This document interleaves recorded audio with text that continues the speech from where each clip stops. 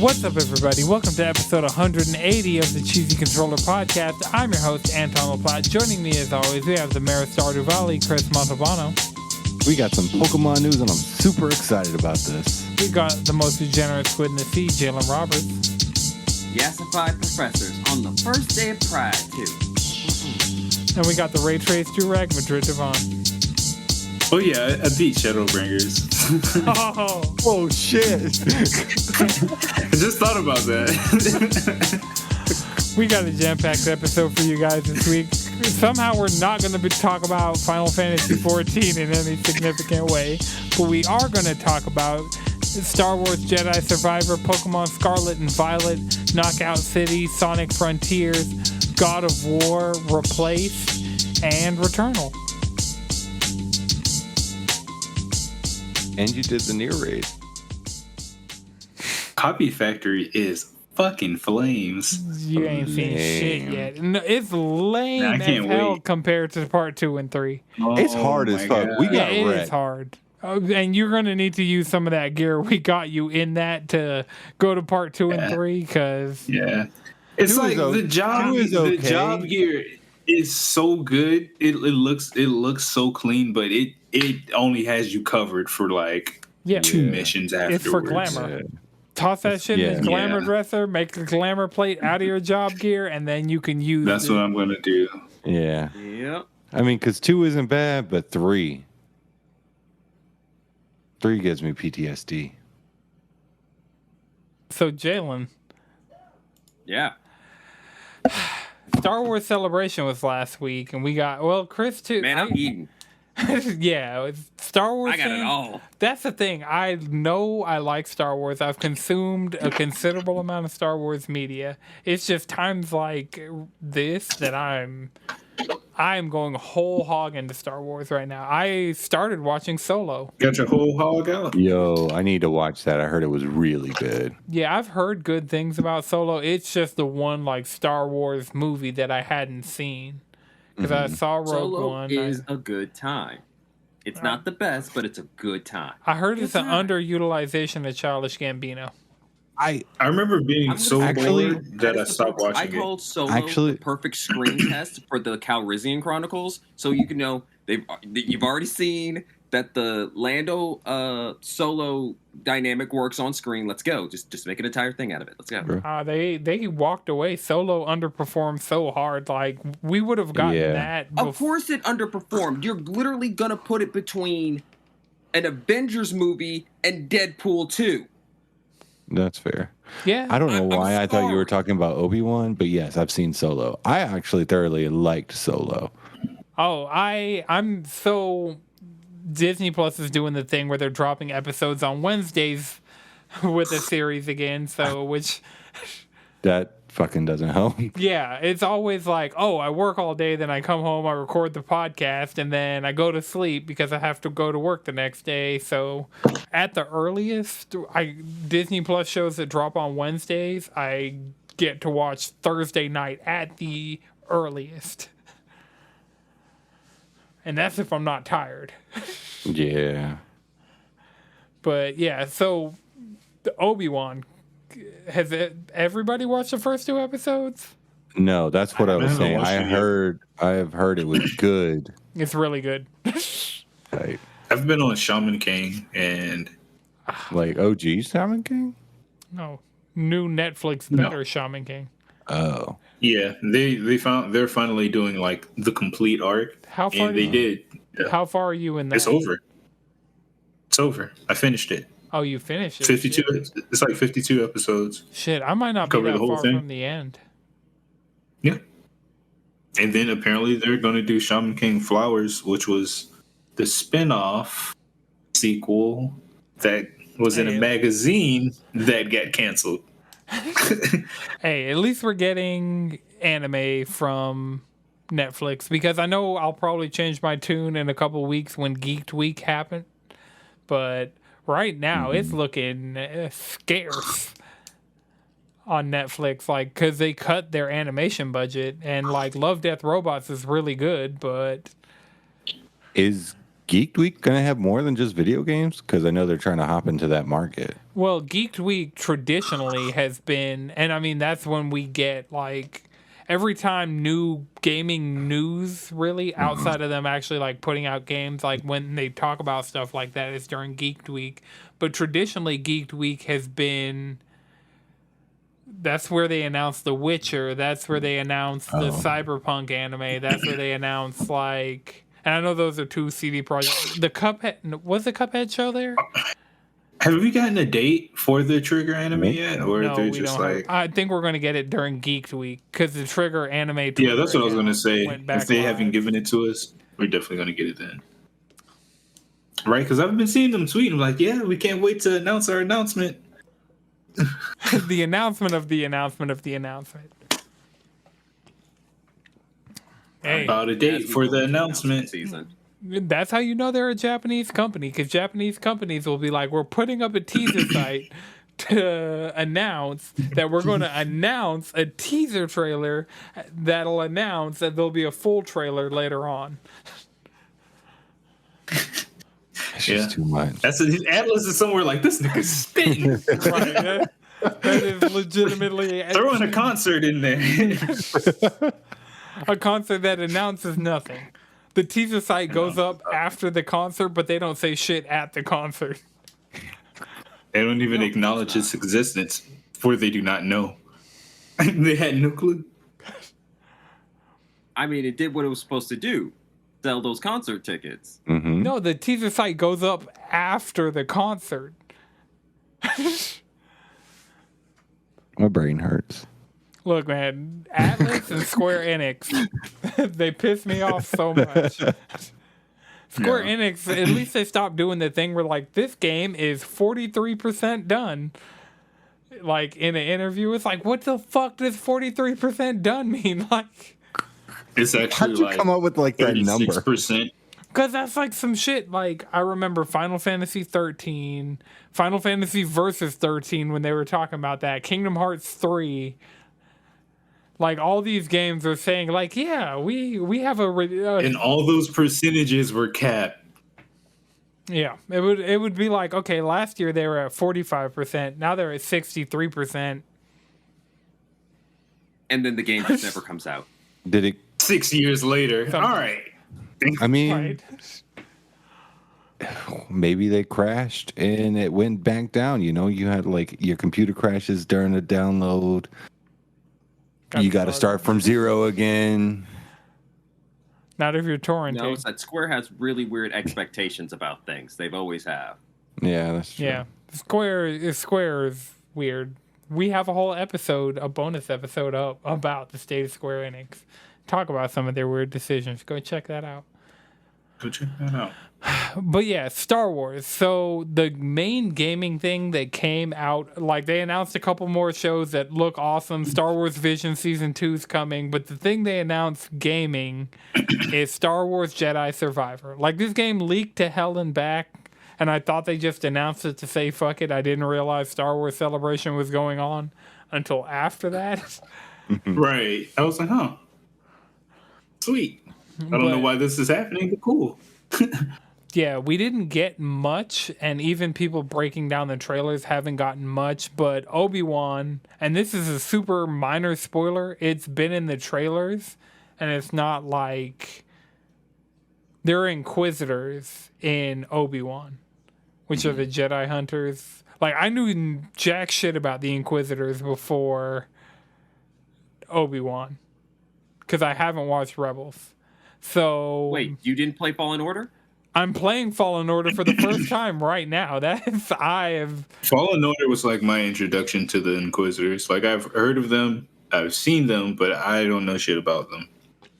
Yeah, the Inquisitors are I will say some of the changes that they've made to the lore of Star Wars is pretty fucking metal. Yeah, like they had that's the thing between Obi-Wan and Jedi Fallen Order and like Star Wars Visions, it seems like the extra stuff, because the Mandalorian, I really might have to go watch Star Wars Rebels, because the Darksaber and like the lineage of Mandalore and like all that shit that's going on, there is so much cool shit going on in Star Wars that, and now instead of like before there was a bunch of cool shit going on and it was kind of splintered out, like you can consume as much or as little Star Wars modern stuff as you want and still like get cool shit out of it. To add to that, I would like to add to that. It's really what's happening now is if you're a anime only style watcher where you only watch visual media, y'all are actually getting like a decent dosing of content. Because it used to be you would get a movie every couple of so years and then like maybe a TV show, and now you're consistently getting something like every like you're getting like at least 2 shows a year at this point. And then did Clone Wars start before Disney bought books and comics? You've just been swimming in content this entire time. I've been seeing some of them like comic panels because from like the Marvel run, like watching lore videos on the Inquisitor. That Vader comic is good. Yo, that OG Clone Wars TV show, the Samurai Jack style one. Yeah. Does the new Clone Wars, because I haven't watched Bad Batch, but apparently watching Clone Wars and then watching Rebels will really make you need to see the Bad Batch. So yeah, because Clone Wars and Rebels are the shows where you get attached to like the clones, and that's who the Bad Batch are. They're a group of clones. Yeah, cool. I mean, I've seen enough of the Clone Wars new show to know that Rex. But so yeah, that the reason I was bringing all this Star Wars stuff up is because I started playing Jedi Fallen Order, the PS5 native version, and this game's really good. This game, I know people were saying it's really good, and like everything that I'm going to say that's a positive about this game is like people have been saying it for years now. I just never had the urge to play it, but Obi-Wan pushed me over the edge, and I've been playing it tonight's the first night that I haven't played it since I watched Obi-Wan. How far have you gotten into it? I am. So technically, you go back to the first planet. I'm in chapter 3, and there aren't that many chapters. So I'm at a. You know what was crazy? What's up? Oh, this is slick, unrelated. But earlier, Jalen was talking about being in Kaled, and all I could think about was Dathomir. Yeah, Dathomir. So I went to Dathomir, and I got the double-ended lightsaber way before I was supposed to get it.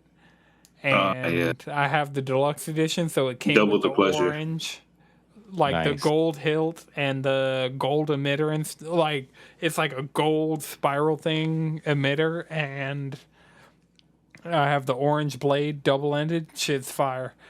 That's dope. Oh yeah, I've grown attached to the lightsaber in that game. And BD1. I know BD1 is you're supposed to get attached to BD1 as a character, but yo, BD1, that's my nigga. Yeah. Right. Toss me a stem, BD. About it is that's how you know it's a good Star Wars thing. Every good Star Wars thing has a droid that makes you go, yeah. You are the best one. Yeah, Leia's droid in Obi-Wan. They're selling that droid as like a model, and I'm like, I can't even look at that. Because that droid. Once you open those floodgates. Yeah. Once I fall down the Star Wars collectible rabbit hole, I'll never. Look, I'll say this right now. The true thing every Star Wars fan needs, at minimum, is a lightsaber. Yeah. I couldn't find my lightsaber. I've been looking for it. Huh? What'd you say, Madrid? No, I'm just laughing at minimum. You need a fully functioning lightsaber. At minimum, one lightsaber. Fuck. I don't know where my lightsaber is. For video viewers, Chris and Jalen are pulling their actual lightsabers out and igniting them. Oh, you got yours from Saberforge, though, right? Yes. I want to go to Nice. That's Galaxy's because I'm Edge. expensive. Because I'm expensive. Galaxy's Edge is the one that you really want. Those they have Cal's lightsaber. That's tight. I just really like Saberforge. I've like gone on there and just like designed different lightsabers and racked up that bill. That's like more expensive than building a PC sometimes. Well, it's a couple $100 at Galaxy's Edge, but Yeah, I think that's like standard. Like I bought the Mesa Windows one and it was like $190 at ThinkGeek before it shut down in the mall. But Galaxy's Edge, for those who don't know, is the Star Wars part of Disney World. And so there's like a Millennium Falcon there that's like actually to scale, and everybody's in character because it's Disney World. And so That's cool. You're literally in a Star Wars town building your own lightsaber. That right there. That's the reason They used to have like because I think I went back in 2008 when they came out with this kit where you could build your own lightsaber and put your own like things, and you can make it a double-bladed lightsaber. It wasn't the best quality of lightsaber. It was like buying one of those plastic ones for $10, but they used to like you would go to the academy as like a Jedi academy, and they would let you like go through this whole thing, and you would build your lightsaber, and then eventually like. I think they still do it now where you fight Darth Vader at the end of it or whatever. But and you get split open. Yeah, but then they were like, okay, you get $150 for this lightsaber and the experience. And I was like, my dad was like, no, we're not gonna. You can build it, but you're not taking that home. We'll just get you the kit from Walmart for $20. Yeah, I have like a $10 Target Kylo Ren lightsaber that I wish I knew where it was at, but you know. I at least have one in my possession. Yeah. The motherfuckers, back in the day, those plastic ones, they could take a beating. Right. It's just if you didn't bend it, like intentionally. Yeah. If you bent it intentionally, then that was on you. But there's like wiffle ball bats, like just pop. Right. They had great aerodynamics. It's a bunch of teenagers just trying to not beat each other with plastic. Me and Jalen in the 4th grade beating the shit out of each other. Yep. Yeah, that's kids. Look, they gave us a stick. We gonna swing. Right. They gave us lightsabers. Yeah. And in your kid brain, you don't understand that these are crappy pieces of crap. But they were fucking lightsabers. You were either a Sith Lord. Crappy pieces of crap. Because we never actually managed to hurt each other with them. No. That's the thing about it. Because I know for a fact that we were swinging full strength on each other. Full strength in 4th grade is completely different than full strength at 28. No, but that's my point, though. The toys did their job. They prevented a couple of 4th graders from killing each other. Right. They didn't have any sharp edges, you know. And then if you tried to jab with it, it just telescoped back in. So. Yeah. All right. So while we're talking about things from our childhood that are coming back in a great way, Pokemon Scarlet and Violet, we got trailer number 2. That's what it's called. It's like normally it's That's like literally all it was. they're like, all right. This is the second trailer. Right. But they showed a lot. They showed the new professors. They showed the starters in game. They showed. Why is one of the new professors a fuckboy? I mean, they started off Pride Month by informing a lot of people they were bi.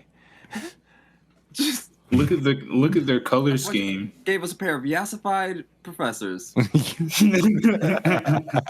Bump Cave Woman and Lean Techno Man.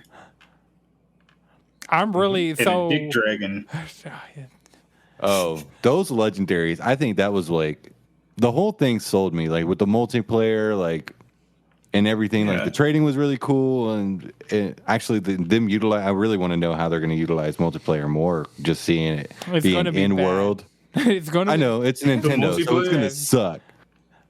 It's going to be like, hey, look at him over there fighting that creature. It's just two characters just kind of shaking off in the distance. The thing about it is, I'm not sold on the multiplayer because I have yet to hear them bringing back double and triple battles. So, yeah, that's the thing about it. Now, if they said, we have multiplayer and we brought back double battles, okay, that'd be so. For me, what it looks like, like Legends Arceus in the sense that like they had like the sneaking up on the Pokemon and the stuff like that. So they may not have like double battles and stuff, but there's a lot of potential in an open world like that from playing Legends Arceus of having my friends running around doing shit in my world while I'm, if they keep it, if they do the boss Pokemon like they did in Arceus, that would be really cool too. It's going to be interesting because they showed like some like a hybrid between that and like the Dynamax shit where it's a party of four fighting a real strong Pokemon. Yeah.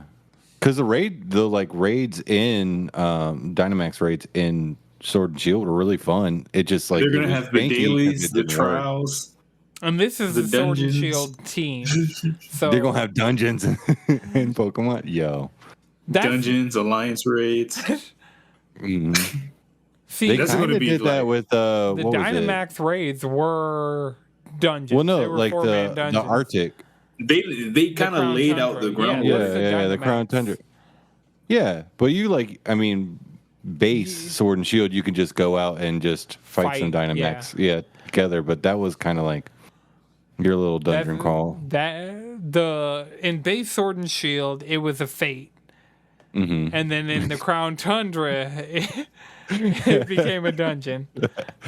Trying to get that raid on. I'm trying to get my raid on. Right, so that's the cool thing. I feel like they're taking good pieces from like Sword and Shield and like Legends Arceus and kind of like some of those ideas and trying to implement those in something. Not saying that it's going to work because there's still a lot of their old Pokemon problems that are also going to carry over and may be exacerbated. Namely, some of the technological difficulties posed. With these types of things, like it's very doable, but are they going to do it? Actually, do they care to do it? We're on Pokemon now, but before you were in the Discord saying you had a point that you wanted to bring up about Pokemon, and here I am reminding you, Chris. Thank you. No all right, so I guess this kind of does tie into what we were just talking about with like the Crown Tundra and then like DLC that they've been dropping for Legends Arceus. Like what do they plan to do like going forward with trying to like push third games or like an additional version of it? Are they going to stick to the DLC model? Or are they going to flush that out? Like, how does that work? Like, so much has been done with like the past, like this last generation, or like having accessibility things with getting your old Pokemon and shit like that. What are they gonna do?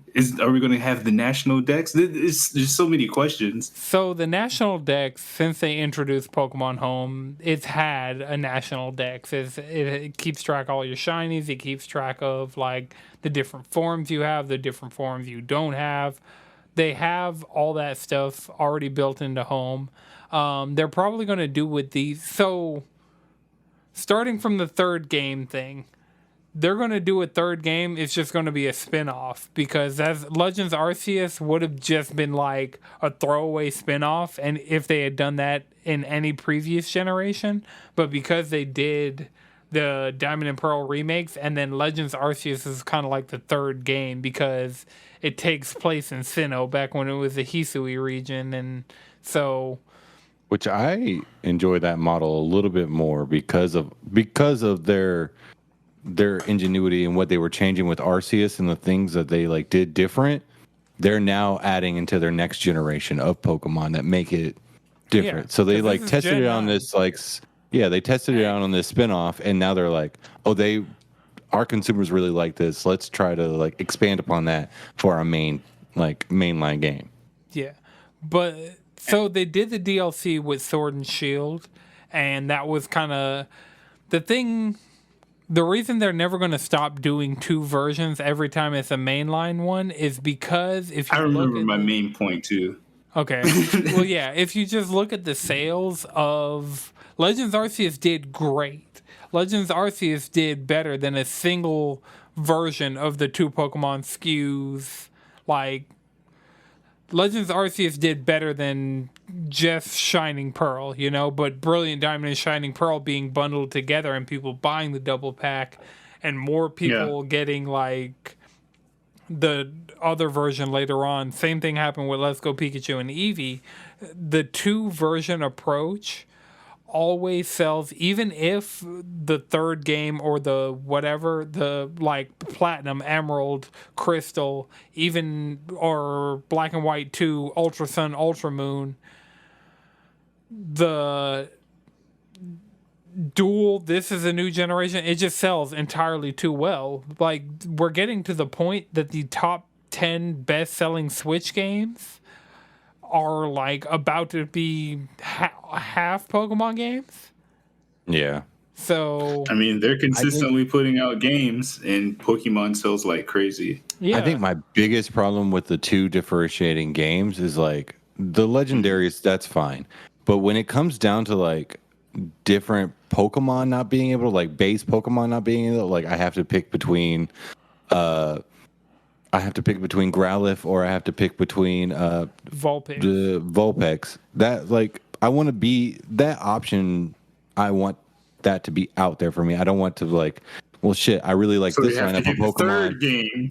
Right. I really like this lineup of Pokemon, but damn, I really like a few Pokemon over here. I really want to be able to get both of like all of those Pokemon, and then just say You missed me and Jawan completing the national decks in Sword and Shield because we both had Sword and we were going out and trading people. I was in Discords. Like, that's part of the fun for these, like, the version exclusive non-legendary Pokemon.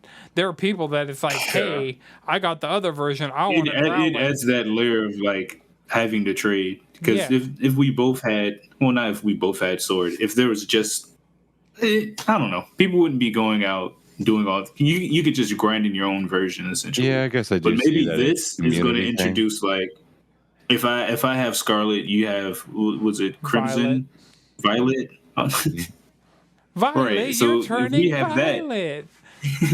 If we do multiplayer, we could go between the different worlds, I guess. It's like, all right, I have this species of Pokemon here. You have to come here to catch it. That's and how vice they did versa. it with version exclusives in Sword and Shield. They had you could do the Dynamax raid for it in the other version because Right, but since you're just in the open world now, it's like I see this little fucker right here. I see this Mareep. I'm about to go catch it.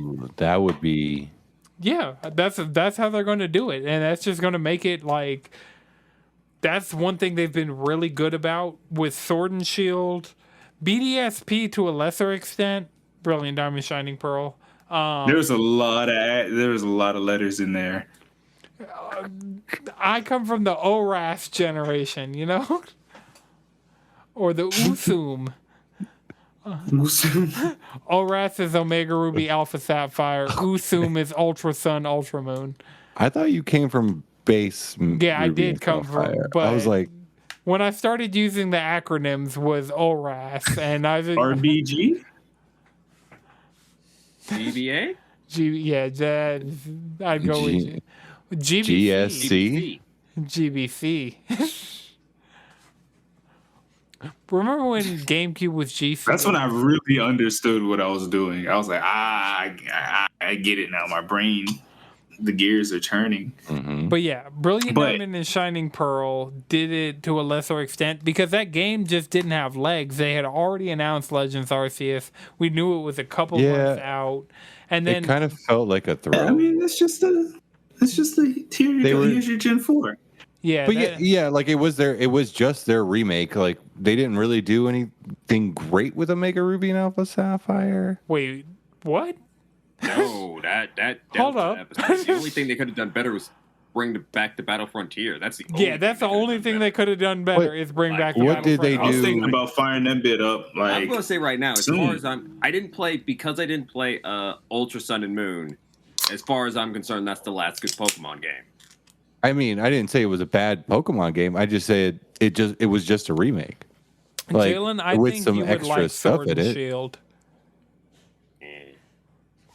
Sword and Shield tapped into that like part of my brain that made Pokemon fun again in a way. Like I was streaming Pokemon, I was using my Switch handheld. Sword and Shield was actually a really good time. Yeah. The story was showed like, me the promise of what they could do with Pokemon going forward. It definitely had some missteps. As Yeah, somebody for who's sure, played but it was at solid. least one game I enjoyed it. every gen. Sword and Shield, like Gen 8 was a solid generation. mm-hmm. I mean, yeah. So here's the question: what version is everyone getting? Because I know I'm getting Scarlet. I'm getting Scarlet. There's a whole I get waifu. Violet. I mean that. Oh, thank God! We need to have at least one person with the I other. want version. Violet. Don't worry. like, that legendary with the just looks. Chris is Discord- going to switch over to Scarlet later. I'm Yeah. not. I like Yeah. that legendary way too much. Okay, Bro, so so we got the Harley Davidson and I we want got no the Harley. fucking right, I can't I want wait a for guy. Yu-Gi-Oh! From 5 Yu-Gi-Oh! D. Yes, 5. exactly. I want that shit right there. I do like it. I do like it. I saw the jet engines on the back and I was like, bitch, that's I already. already want that. The Scarlet. I like that one future looks shit. Really Yes. He does look really cool. Though. Also, Both those legendaries look yeah, cool as shit. these are good. They really do. Well, Yeah, they- these are better than Absolutely. Zacian and Zamazenta. I hope they don't have a power down form. All I need is for them to have a motorcycle form, or hover bike form, or Whatever they're gonna do. But I don't need But them. also, Next suit. most that's- important Pokemon has been introduced for this game, though. Lechonk. Most important thing. Can I Yep. Do can it. I just do say it. something? Do it, Chris. You want to put him between a bow bun? So yeah, lechonk is a play on a food that is lechon in Spain. That is literally a succulent pig that is roasted. A succulent pig meaning it's still drinking mother's milk. Why do you that think is it's crying? killed- It knows what it is. Right, it's killed between 2 and 6 weeks of its life and then roasted. So that's your play on lechonk. Is just a fucking roasted pig Is there a in its baby form. Wagyu? We named it after what we do to it. That I saw that It's and got a everybody else human. was like, it's so mad cute, and I was like, that's fucked up. People just seem to like pigs. They do. Pigs. But also, no, but that's the thing about it. Pigs Is Pokemon so has a long fucking cute. history of Pigs adding are lore mad of cute. people eating Pokemon. Remember, Farfetch was hunted to near extinction because literally it came with seasoning. It came with fixing.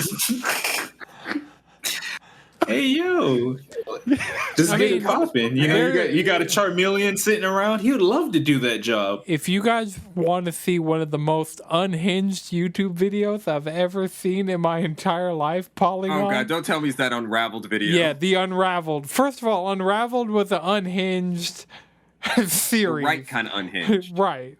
But the final When you episode of learn too Unraveled. much of something, you sound like a madman. Yeah. When, That's all it is. and that's all he did. That's all. He just would learn entirely too much about too many video game things and just be completely unhinged about it, like Kirby. The Kirby video, the Fire Emblem video, the Halo video, the Pokemon video, like all extremely unhinged shit. Like nobody needs that much video game knowledge, and you got all the video game. Like when he was ranking all the Fire Kings? Emblem characters from every Fire Emblem, and then had to like break down Fire Emblem characters into subsets and just kind of like group. Yeah, it was unhinged. much. It's That is the ranking of kings, actually. Yeah. There were definitely some King. I think King was the category in the Fire Emblem character It hierarchy. doesn't get more literal than that, you know? But I did have one more Pokemon point. Oh, yeah. I mean, This was pertaining to in-game shit and DLC specifically. What are they gonna do? Because people will have the game finished in like 2 days, and then be well on their way to like having a fully leveled out party and shit like that. Like, how do you make that content interesting? Do you like scale it, level lock, force you to play that Pokemon like Sifu? Hopefully, the online doesn't suck and it can foster a healthy online battle community. Yeah. Yeah, they do need to do that. They haven't updated the online community since Sword and Shield. So considering there have been 3 games since then, I think this is going to have some really because the multiplayer in Sword and Shield was really good. People like Ave, who were being super competitive with it and thinking about that from the start of the game, they the Sword and Shield online competitive community for a really long time did really well. And so I think they're going to just go even harder with that, because since then we've had stuff like Pokemon Unite. We've had more online focused Pokemon things. So, I mean, I don't answer. Oh, go ahead, Chris. To answer your question, because all of us had an overleveled team in Sword and Shield by the time you can go to get your Sifu. It was just they added Ursifu. They added like other Pokemon to catch, and so that kind of led you into getting those Pokemon, which then led you while you were going through the story of getting your Ursifu and then leveling it up and picking its art style. So that's kind of a way they did that. I thought you were saying Sifu because you were thinking about the game Sifu, and then I remembered that Pokemon's name was Sifu. Yeah. There's Cub Fu and Urshifu. Oh, Cub Fu. His name wasn't Sifu. Yeah. Okay. Oh. Cub Fu. Okay. I was like, I was thinking of it, and I said Sifu earlier. And then I was like, wait, no. Urshifu. We were barreling down this road, and all of us are just like... I think what they do need to do is keep things interesting when it comes to the DLC, because when the Frozen Tundra came out, I got to the point to where I could do those raids, and I went no further. I didn't care about doing the rest of the content. I didn't even get the DLC. I was like, yeah, I'm gonna fuck around and get it. I never fucked around and got it because I stopped playing Pokemon. It'll probably be free in the near future.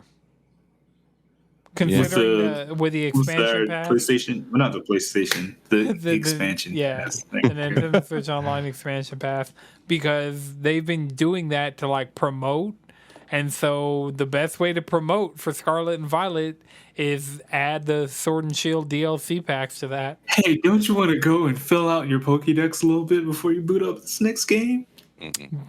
See, they're going to play around with me, and they're going to make me actually go complete the Crown Tundra decks for no reason. When they make it free, I'll fuck around and play it. I'll try it out at least. Yeah, I'll get my cup too. The Isle of Armor. So that's the thing. This was really... You can now, looking at Scarlet and Violet. Mm-hmm. Yeah, so it was part 1 and part 2. But you could only buy it as the expansion pass. Part 1 is the Isle of Armor, which is the Cub Fu and Urshifu stuff. And they expanded the Pokedex by 100 more Pokemon. Or probably 50. It wasn't that bad, but... Yeah, it was they added stuff like Lycanroc, and they added some pretty cool, solid Pokemon with the Isle of Armor. And then they did the Crown Tundra. Yeah, solid. And the Crown Tundra had... Lycanroc. Lycanroc. Damn it. I came up with the episode title. Built Lycanroc Tough. Like new Ford F-150.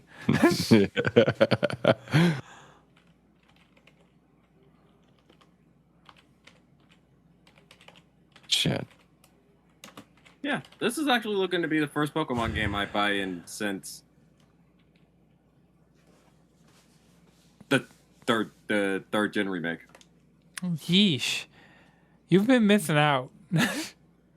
I mean, aside from Sword and Shield, and then I had fun with Let's Go Pikachu. I had fun with Sword. I had fun with... Not as much fun with Brilliant Diamond, Shining Pearl, but I had a lot of fun with Legends Arceus.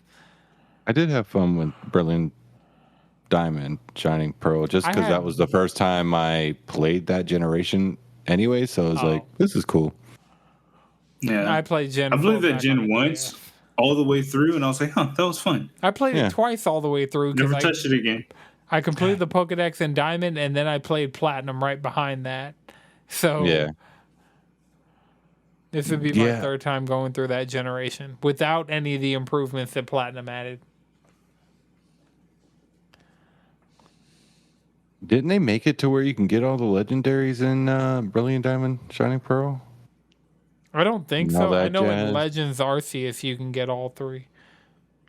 You can get all of them.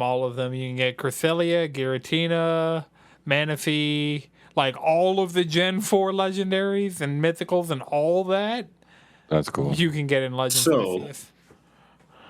Do y'all think we're ever going to get voice acting? No. At this point, I need a Pokemon game. It's gonna, That's like the fucking bare minimum. It's going to be detrimental to this game. Well, there's another part of this I want to talk about. So, Junichi Masuda, like the father of Pokemon, is leaving Game Freak to become a creative fellow at the Pokemon Company and chief creative fellow. And for people who haven't, like, the first time I heard about somebody getting promoted to a creative fellow, it was so hilarious to me. But I mean, it was Miyamoto. It was Iwata and Miyamoto got promoted within Nintendo from like producers or directors or whatever to creative fellows. And I like, to me, hey there, buddy. You're a creative fellow. We want you to go up there and just be creative. Knock it out of the park. I mean, Miyamoto, for us to ignore. That's why we're getting the Mario movie and we have Mario theme parks and stuff like that. I mean, because Miyamoto, they're like, hey, let's set them free, give them no structure. Just like, hey, man, go up there, just do the Mario theme park kind of looks fun. Yeah, the Universal Mario shit, that shit look... Yeah. That is honestly above the Star Wars Disney stuff for me. I'd rather go to the Mario theme park than the Star Wars because I know the Mario Karts are going to go insane. Oh, you haven't seen... I've been watching videos of like people going to the one... I've watched somebody like walk through the whole thing. Yeah, the Mario Kart's a part of it. Yeah, Mario... That's Apparently it's fun. Yeah, it goes hard. I see, and there's one coming to Florida. We're not going to get the Donkey Kong expansion, but Disney World in Florida is Disney World. No comment. It's getting Mario. Yeah. Oh no, not Universal in Florida. Oh, I could. Because it's part of USJ, Universal Studios Japan. So. Yeah, Universal in Florida. It's not Disney. Disney got Galaxy's Edge already, so. Yeah, damn you. Have they built like a Marvel thing yet? Yeah, the Avengers campus. It doesn't seem like Star Wars is a lot better of like a world building thing. Avengers is just like these specific people, you know, like yeah. It's pretty much. I mean, like, if they really wanted to do the city's fucked up. They should just build out. They should build nowhere. Yeah, they're not going to do that. They should. Oh, from Guardians? That would be crazy. There are so many like worlds and dimensions and stuff that they realistically could do because they have the budget to, that they're just not going to. The fact that even Galaxy's Edge is just like a basic cantina. I thought you were about to say Evangelion. I was like, what the fuck? There's an Evangelion thing? Yo. Definitely... Disney is depressing. Disney doesn't own Evangelion. I could see that They coming to don't. USJ before Disney. They don't own USJ, Evangelion. I could but see a Monster Hunter theme park happening at USJ because every Monster Hunter game has had a collaboration with Universal Studios Japan. That's I what the would- USJ What? All right. is? Yeah. I don't want to get into that super hard, but like, what would you think that would really be like? Would you they just could like? just be a giant Nergigante just statue and like nothing else? It could be literally the fucking outside Atlanta, Rathalos. like, a life size any of them. Well, let me no Geratodus, no Levisioth, no Plissioth. Like none of the monsters I vehemently hate. Who's the spider joint? Nursilla. I'd take Oh, No, we can't just Rachnicodaki? have one of those. Yeah, that would Ursula, Arachnocadaki. Yeah, Nursilla and Rachnicodaki wouldn't sell. Like they wouldn't put Rachnicodaki. Lodroth. They wouldn't put Yeah, Jagras. nobody gonna recognize that. I'd definitely take like a life-size Teostra. Shit would be cool. Magnamalo, Velcana. I would watch just on a video wall. I would a Velcana just like flying around, stabbing shit with his tail. Velcana's cool. See, my Yeah, thing it's about majestic, it is, are they too. going to actually sell you an oversized sword? That's the oversized weapon. That's the real question. I'm not even like the biggest. That Monster long sword fan. I better would be go there long to as buy a fucking sword. I better pull that shit and it just better keep going. Right. Like Kamina. Way longer than your like arm span. Kamina's sword, like that was the thing in the sheath. It was just a regular katana coming out of the sheath. It's an infinite loop. Right. Okay, so yeah. While we're on even more childhood nostalgia stuff, this month's IGN first is Sonic Frontiers. I got to get all the jokes out the way. This looks like a Sonic Unreal Engine tech demo fan-made game thing. This looks like Yes. it was made in dreams. This looks like Deontay from the Rusty Rupees plus infinite free time. This looks like dog. At least we know the soundtrack will slap. Right. We didn't hear any Crush 40 in the trailer that we got, but why are there rails do a lot of everywhere? grinding. Okay, wait. It was- I'd like to say something on that. Like, let's be 100 here. The Crush 40 era is over. And it's okay. Is it? It did have Yeah. its good time. Didn't they have So if banger-ass that was in songs this on game, Sonic would it Forces? not make sense? Yeah, I could have sworn Crush 40 was still doing music up until the last 3D Sonic game, which was Sonic Forces, like 5 what I'm years saying. ago. No, that's literally what I'm saying. It's like, no, it was. I don't think they didn't do any music for Sonic Boom. Because everyone seems to forget that existed. Right. I then blocked after- Sonic it Boom was- out of my 'cause- mind actively.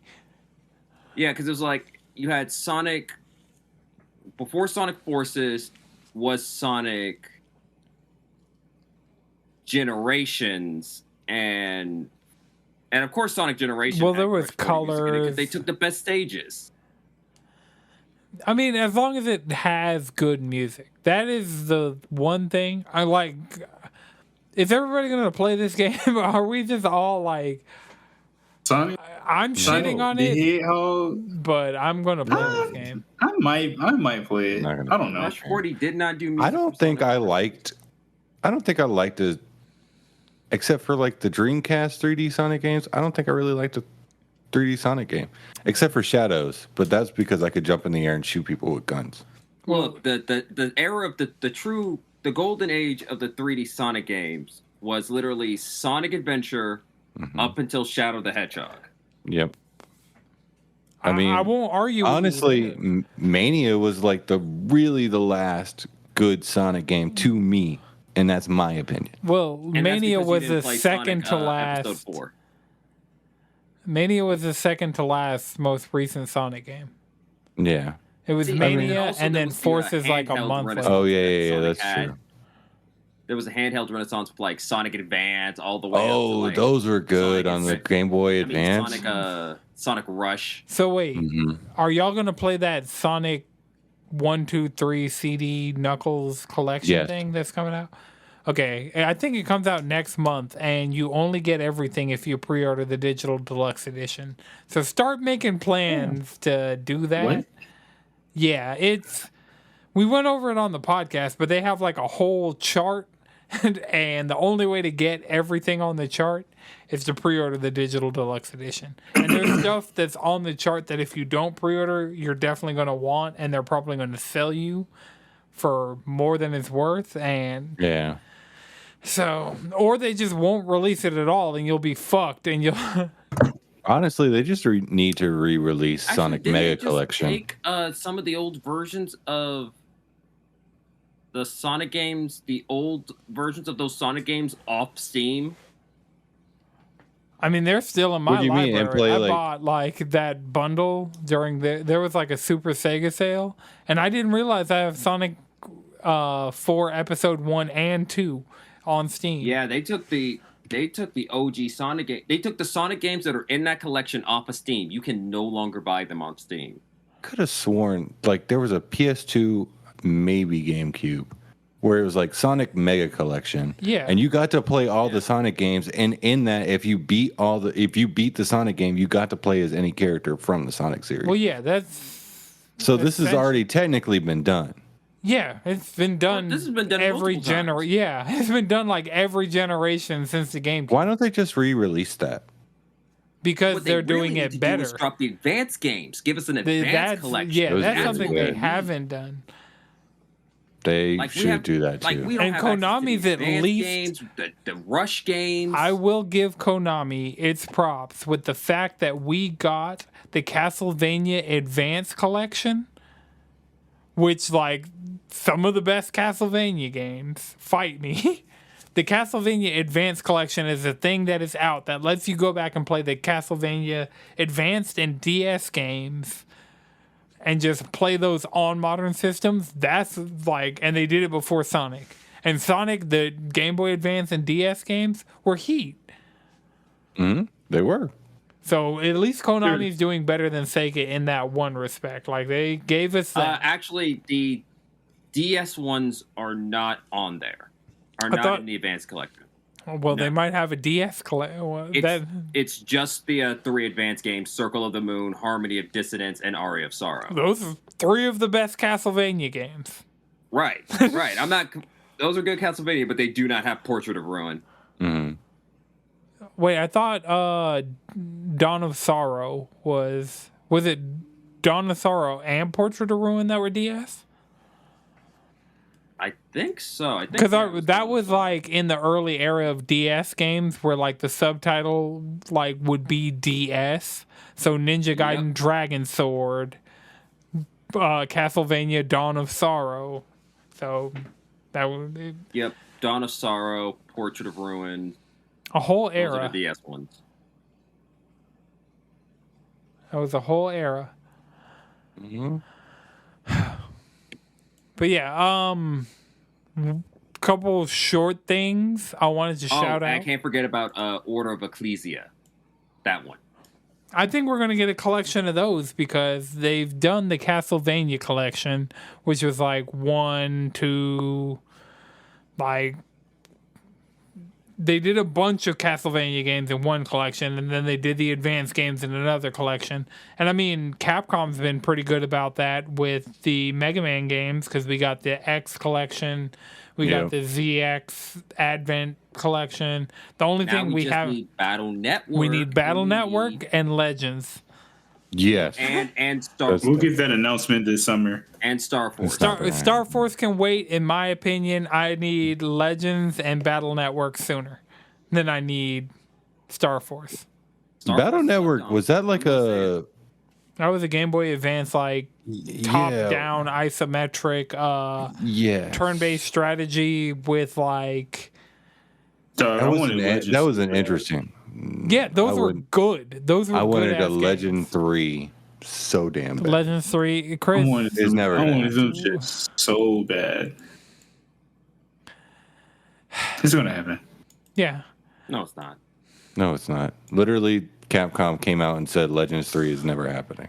Well, see, also Capcom said that if Resident Evil 4 came out on any system other than the GameCube, the creator would chop his own head off with a chainsaw?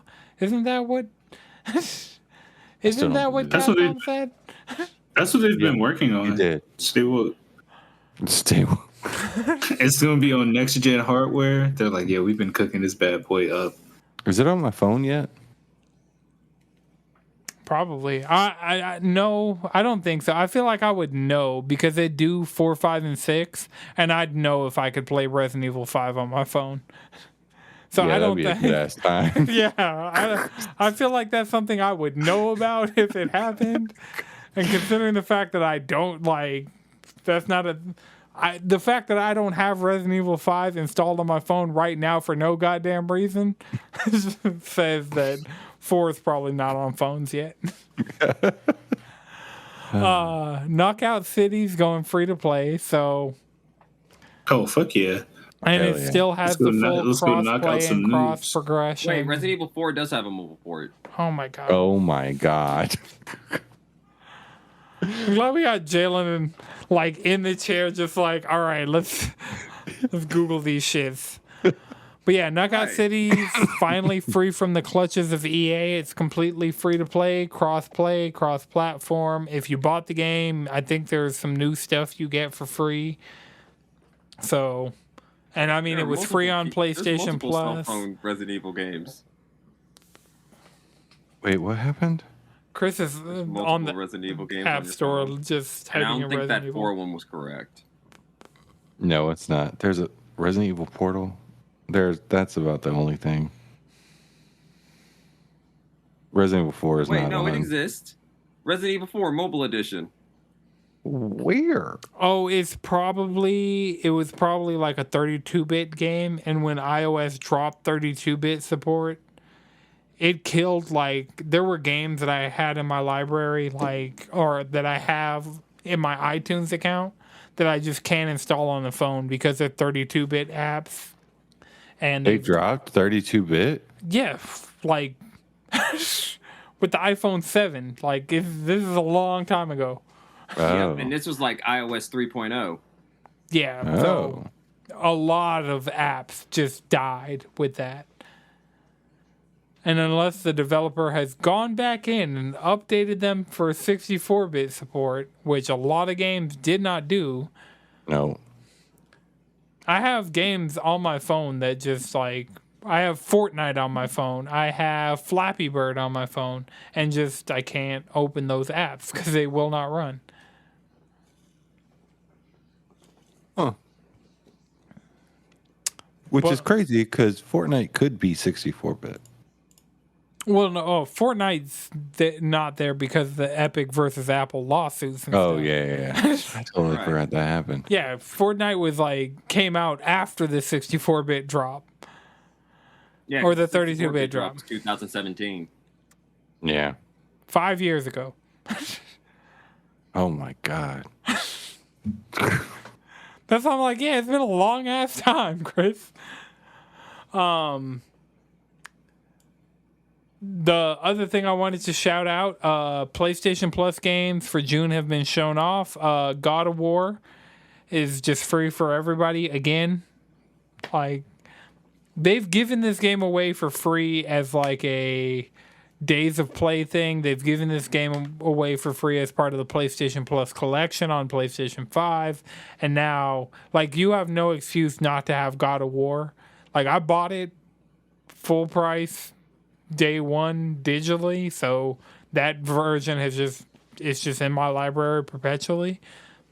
And that was one game I actually beat within the time frame of it coming out. I sat down and I didn't platinum it. I'm not a madman, but I did beat it. I feel That's all that matters. One of the few games that actually got consistently beaten by multiples of us that year. Yeah.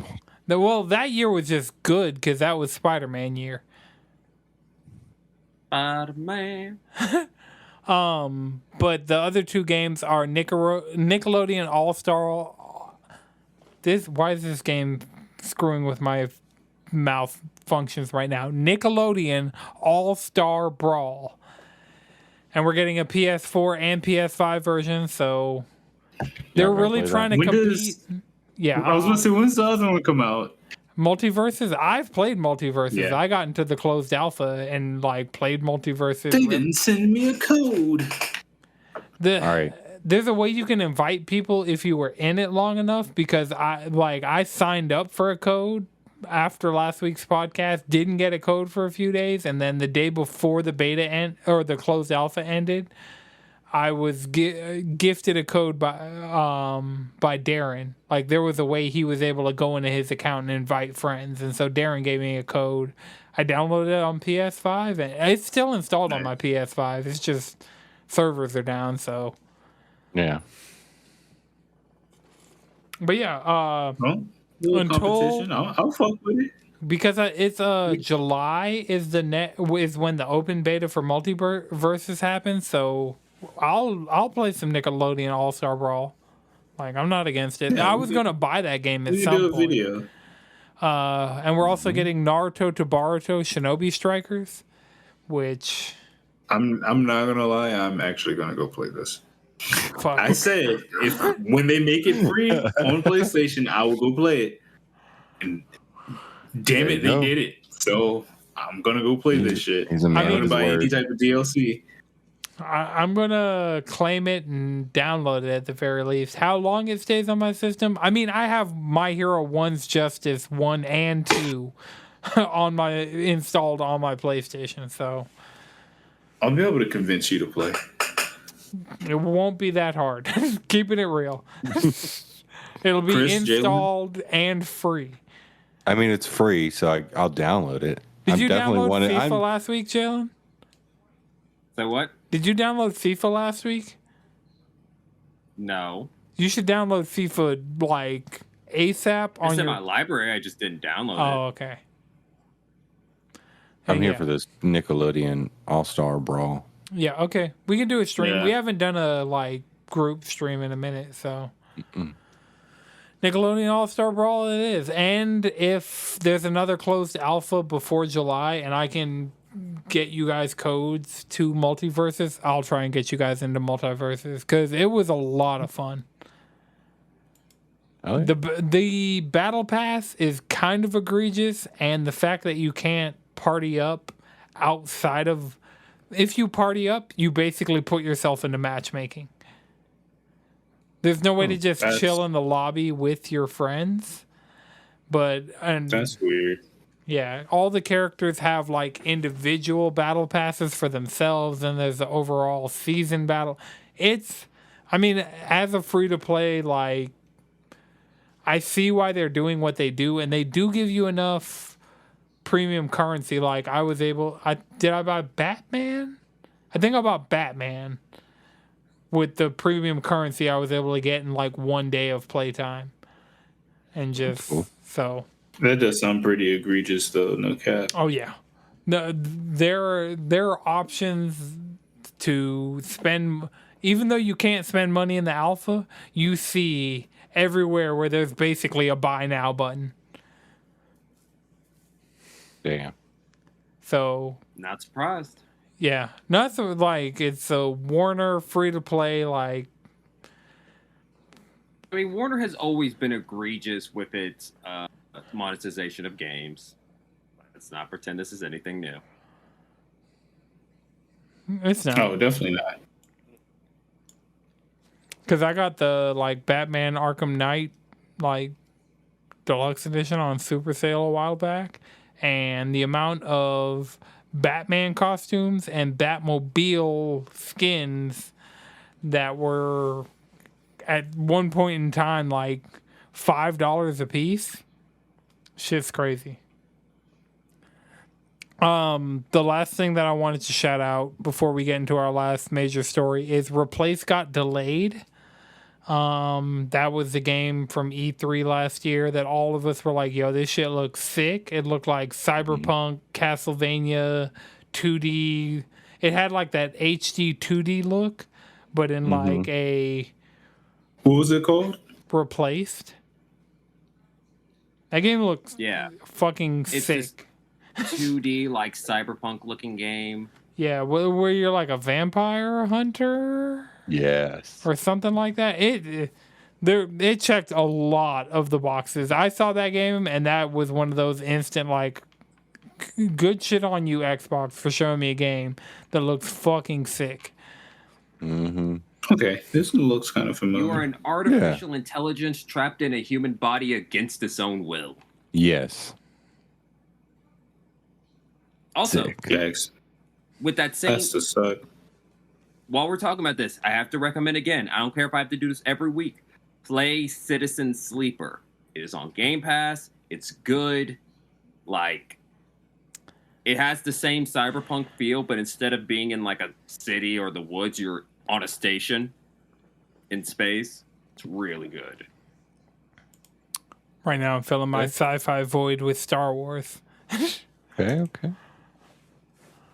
But yeah, Replace got delayed. Obviously, they're impacted by the war in Ukraine.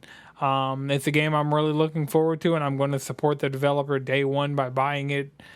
If there's like a collector's edition or a physical edition or whatever, like Replace looks 100% up my alley. And like, this is a situation where it's like, there's literally a war going on outside your development studio. Like, you don't need...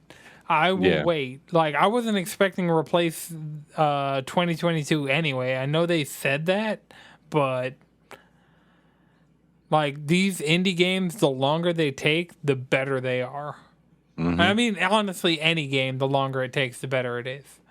In most cases, not Cyberpunk 2077. Because we waited a really long time for that game, and then that game came out and was what it was. Still somehow not ready. It's getting better.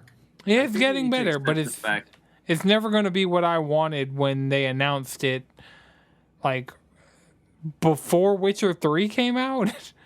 Like that when game, they dropped that original trailer. Yeah, the original trailer. It's never going to be that game that I was picturing back then, but... Like No Man's Sky. But also, the thing I was thinking No Man's Sky is better than the game they promised at now. Yeah. I think we're also going to have to start accepting the fact that, like, if we want AAA games with the quality, like, that we want, they're going to take longer. Like, if we really don't want things like Crunch and other terrible working conditions, like, things are going to have to take longer, and things aren't going to be as, like... That's why I'm happy to see Unreal. That's why the tools getting improved are so important, because it's like... Yeah. If you make it faster and easier to make high-fidelity stuff, that means we can eliminate more crunch, we can spend more time polishing and refining. We'll treat our workers right. Right. And then on top of that, that makes it easier for other creators to go in and create it outside of, these big studios, which gives them more time because more people can crank out games of, varying degrees of quality and entertainment, which would make for a more interesting gaming experience while we wait on these huge mega games that have tons of funding and time that they're able to put into it and just like really give us a polished piece. Right. But then also, let's be 100 here. That space that we're waiting on to drop a game, if you weren't like, most of them are crap or generic. Yeah. Like, every Ubisoft, like, for example, like, that's one reason why I'm not that hyped for Sonic. It's like, oh, now you want to jump into the oversaturated open world market with the game.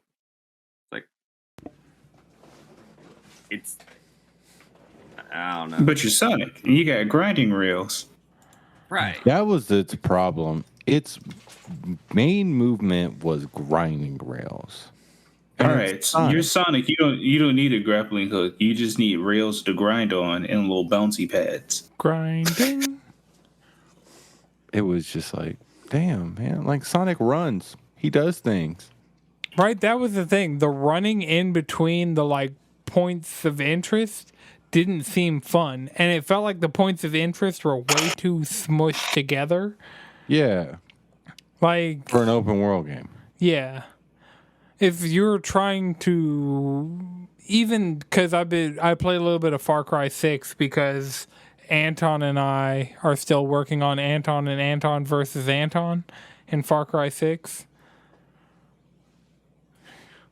Even though he has Giancarlo Esposito's Anton has an accent over the O, which is weird, throws me off every time I see it in the subtitles because they pronounce it like both Radic Anton and I pronounce it, but it just has an accent over the O. But that's one thing. You get to enjoy the traversal in that open world game. Like there's hella shit to do, and there's stuff like kind of all over the place, but at least there's time for you to, in between things, find things, enjoy things. Like everything looked like a small mini game, just like in a fish tank, honestly. Like, and then there was like one point where he's grinding around and looks out and sees at least 4 different grind rails for different things off in the distance. And I'm like, that's not appealing because they're right there. Yep. Yeah. Yeah, like, I don't know. All right. I'm not, and that goes back to my entire point. It's like I'm not impressed with the AAA space.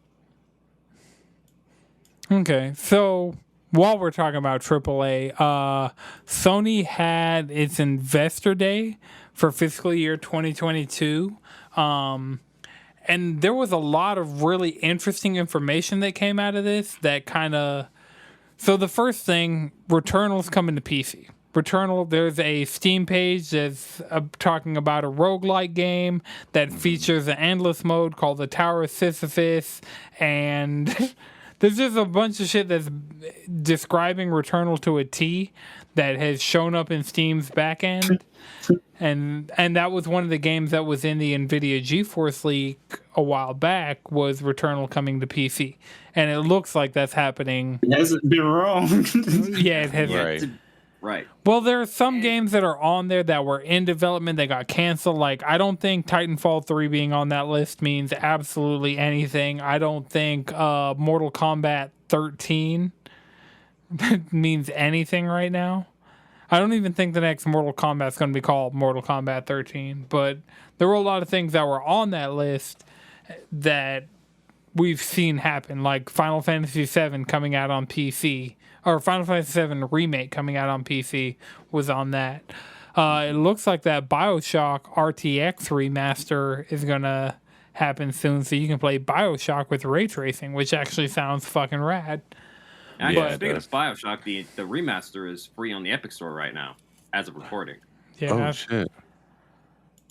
I'm surprised you don't have that somewhere, Chris, because I have it on my PS. I have the collection remastered on my PS5 because they gave that away for free a while ago. Oh, did they? Oh, I do have that on the PS5. I also want it on PC. Yeah. Hopefully it's a free upgrade to the RTX remaster. Because that'd be sick. Like, that would be sick. I would totally take BioShock Infinite with like actual ray tracing. But so they have a slide. It's an investor meeting. They have slides, but there are 2 that I have here that show kind of the change in PlayStation's direction. So in fiscal year 2019, they had PS4 as 90% of their revenue and PC as 10%.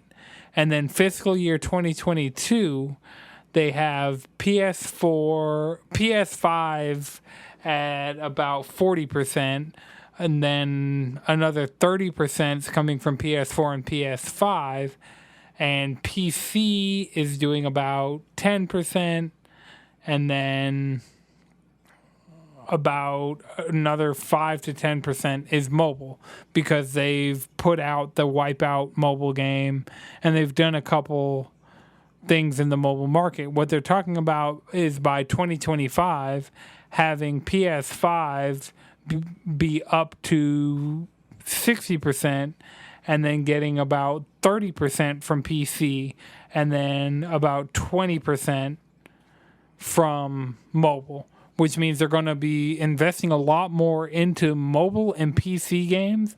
And I mean, that makes a lot of sense, where fiscal year 2020, they made $35 million on PC releases. Fiscal year 2021, they made $80 million, and then they're expecting for fiscal year 2022 to make $300 million, because Horizon Zero Dawn has sold 398,000 copies on PC. Days Gone has sold 852,000 copies on PC, and God of War on PC that only came out in January of this year. Like, Horizon happened in 2020, Days Gone happened in 2021, God of War's happened January 2022, and it's already sold 971,000 copies on PC. Yep. So, and I mean, they have the Legacy of Thieves collection coming up that they've already announced. There's going to be Uncharted. They have Returnal coming. I can't wait to mouse and keyboard Returnal. I'm just saying that right now. I just cannot wait to mouse and keyboard Returnal. As somebody who doesn't even like, I'm incompetent at shooters with mouse and keyboard. Like, I think what I've played of that game, be lit, like, technically, but like, the controller does really cool shit with the PS5 version. Yeah, and I mean, we're getting to the point that controller with PS5 is like, there's a solid argument of playing Final Fantasy XIV on a controller where there wasn't before. Like, just because the controller does so much cool shit. And I mean, the DualSense Windows drivers are out, so... Oh, so you can use your... Yeah, you've been able to do it, but, like, it's gotten more complex. Like, not a lot of games have it where you can use the haptics and stuff in the controller, but it's getting there. And by the time, because Horizon Zero Dawn didn't have any of that, Days Gone didn't have any of that, God of War didn't have any of that, but by the time Returnal drops on PC, Returnal had all that shit. And then Sackboy: A Big Adventure, which is another one that was on the NVIDIA GeForce leak that I've still been meaning to play on PlayStation, that is another one that has been leaked through that. So for me, that's really interesting. They've actually upped to their live service franchise projection to 12, because previously it was 10. So it seems like they're adding 2 to that. It's really interesting the direction PlayStation is going in. I don't think it's the best direction. Like, as somebody who's been a longtime PlayStation fan, and like, I liked PlayStation better when it was a Japanese company. Now that it's an American company and they're they can't compete in the same way and as Xbox can, because of like 1,000,001,001 factors that we've talked about, like, on the podcast, of like things Microsoft money. And here's the thing about it though is when it comes to like PlayStation exponential growth and the consistency, it's gonna be on console sales. I mean, not console sales. It's gonna be on game sales that are gonna prop things up, especially as the amount of consoles finally levels out. As in, everybody who wants a PlayStation has a PlayStation. And I mean, we are slowly getting there. It is like nobody's reporting on it, but right. And then also this allows Sony to do the one thing Sony has never been able to actually do consistently, which is sell you the same game twice. Because that's the thing about it is there's a lot of money in selling people the same game twice. Mm-hmm. Part of me feels like we're going to get to a point where PlayStation is going to... It's probably going to be through Epic Games, but I see them having a way for you to bring your PlayStation library over to PC in a way. It's not going to be like super, but like I think it's going to be more on parity with Xbox because they keep investing money in Epic. And so think about it where if you log in, because Steam did this exact thing during the PS3 generation, where if you bought certain games on PlayStation, they would come with the Steam code, and then my Steam login to this day is my Steam login that was made off of Portal 2, that because I got a free copy of Portal 2 on PC with my copy of Portal 2 on PS3. So, and the way that like Sony exclusives and like games that it'll be like coming to PS5 and Epic Game Store and then later to other stuff. So I see it kind of like that, but instead of it's but it won't be on console first. It's going to be on console first. Yeah. Then you're going to have to wait another 6 months. Then if you want it immediately on PC, you'll have to get it through Epic Store. And then that's probably what I think. Another year or two after that. Or they could do what Xbox does, where if you go through the Microsoft like game store and you bought it like Gears 5, you bought Gears 5 on your Xbox, it's on your account, you bought it digitally, you can play it on Windows through the Steam or through the Microsoft store. But if you want the Steam version, you have to pay full price for it. Or because especially since the fact that things are going digital is more about whether you have the license on your account. So we could get to the point but where even it with doesn't Xbox actually matter where you buy your games. Yeah, and so that's what I think that Microsoft's gone down that route with Xbox and their Xbox app and the Microsoft Store and that version of things. I think PlayStation's going to follow themselves. Yeah, It's all the same thing. It's literally the same store. but PlayStation's invested in, but that's not Steam. That's what I'm saying. Steam's going to be the middle ground where you can get everything, but you're going to have to pay for it. On the Microsoft end, you're getting Xbox games, and I think on the Epic end, you're going to get PlayStation games. And if you want them on Steam, which a lot of people will, because that like Microsoft games still like their first party output sells on Steam. Like I play Halo on my PC on Steam. So those games actually do legitimately sell, even though you could just have Game Pass and have those games. Like there are people and who also, aren't. Let's be 100 here. We still got a large amount of your game audience who still prefer Steam over the Epic Store. Yeah, and that's going to continue to be a thing, and that's completely fine. I just think that we're going to get to a point that we're going to get to straighten your argument. It's like it's one of those things where it's like these companies, what they're trying to do now is to uncarve their audience. Because that's the thing about it, is that the walled console market isn't as effective as it used to be. So now they're starting to allow, with PC being that middle ground. Right. But I don't... So the argument I'm making is that, and just let's take the Epic Game Store kind of like out. Let's just say there's a PlayStation PC app. There are going to be people like me who have these games on PlayStation who might want to dabble with them on PC, and then I can do it that direction. But PlayStation's still interested in selling you a console. So if you are a PC only player and you get it through the PlayStation app, it'll work on your PlayStation. But there'll also be a Steam version that is available that will be full price for people who don't want to use the PlayStation app. Like people don't want to use the Epic Game Store. And so that'll be the middle ground of like you are Steam only. You want these games because you can have God of War, Halo, Hellblade, Forza, and Horizon all in the same right. So, all in the same box.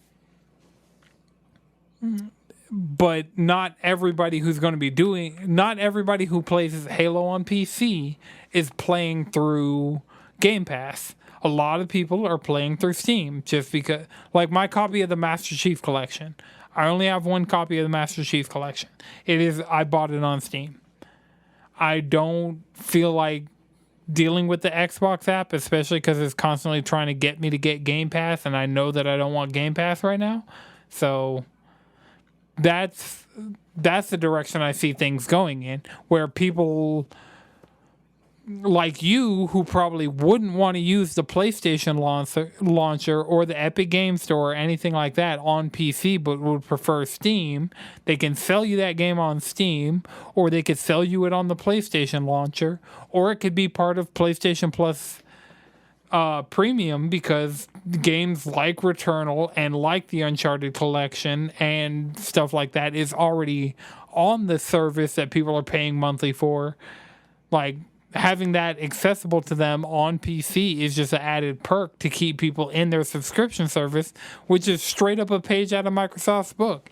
And so that's the direction I see it going in.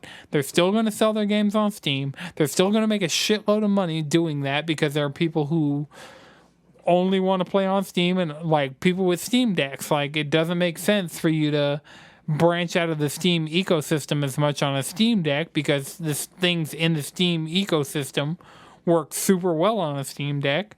So you'll buy your God of War and you'll buy your Halo on Steam, but there's an Xbox app that lets you get Xbox games through Game Pass. There's a PlayStation app that lets you get PlayStation games through PlayStation Plus.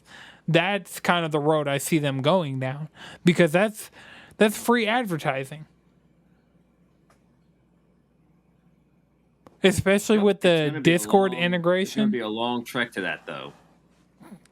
Well, they're saying by 2025, and I mean, they're making a lot of moves to position. Well, I'm saying like I'm saying like we're going to see more of their PS4 back catalog on PC by 2025. But Returnal right now is a PlayStation 5 exclusive.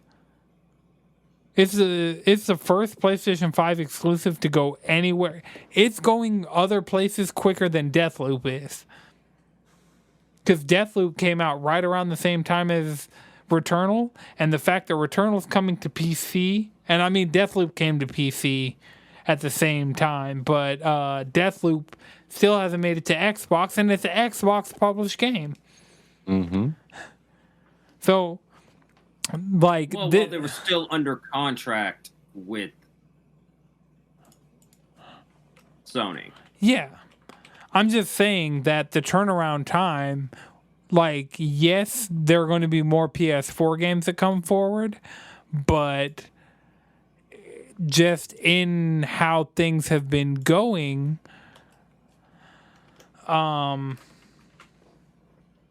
PS5 games are already on the table. The Uncharted collection that's coming to PC, while those games, there are other ways to play them on a PS4, like that collection is a PS5 exclusive thing. Yeah. Mm-hmm. I'm just saying, PC gets stronger. PC's good. Great. Right. All right.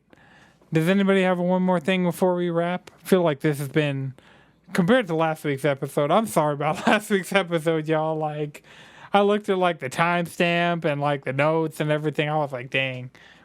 It was just, it was a lull of a week. But this week, I feel like has been some hot fire. And that was, like, the last week before the flood starts. The announcements. Yeah. Everyone's announcing their announcements. Yeah, that's. Like, I think I said it are being shown on the episode State of Play last tomorrow. week. Yeah, State of Play tomorrow.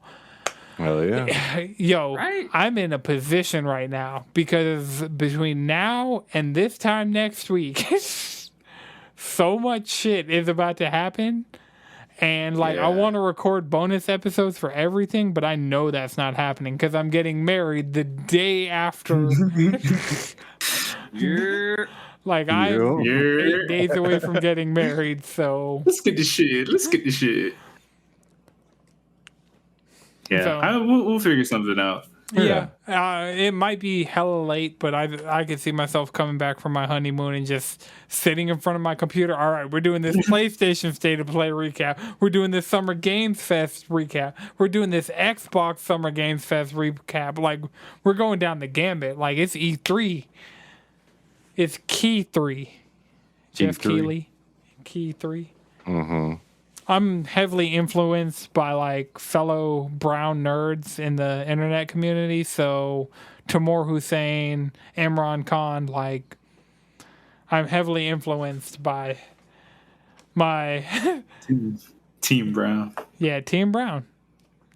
But yeah, if nobody has one more thing, you can follow us all collectively around the internet.